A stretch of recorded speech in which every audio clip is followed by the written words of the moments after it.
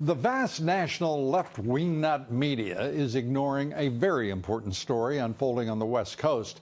It's becoming increasingly clear that the state of California, the government of California, has organized much of its state government and legal resources for one purpose: to mount a campaign of harassment and obstruction against the Trump administration.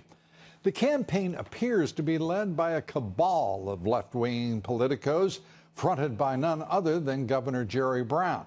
With the election of Kamala Harris to the Senate, longtime Congressman Javier Becerra resigned his seat in the House to be appointed Attorney General by the governor. Becerra today did what he's been doing since the election of President Trump, filing a lawsuit against the administration, trying to block one of the president's signature campaign promises, namely the border wall. But this isn't the first such action that the Democratic AG has taken against this White House. In fact, California's new Attorney General has filed more than 24 lawsuits and legal briefs against the Trump administration.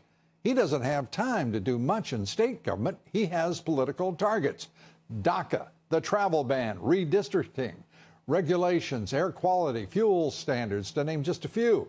Becerra's efforts to frustrate the Trump agenda, supported by the state's leftists in the Democratic legislature that has passed more than 10 so-called resistance bills this session, have to this point been unsuccessful.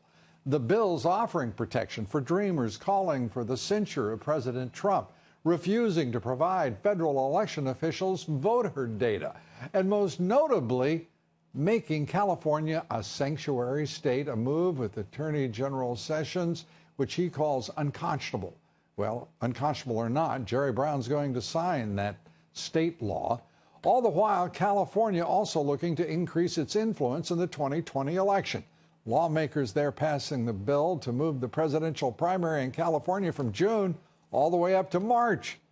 California's efforts to this point demonstrate that California state officials, elected and otherwise, are so radicalized that they are intent on pushing their agenda through, and no one should doubt that efforts to push California towards secession will only be strengthened by the left, and they may well have already taken all but full control of the state government.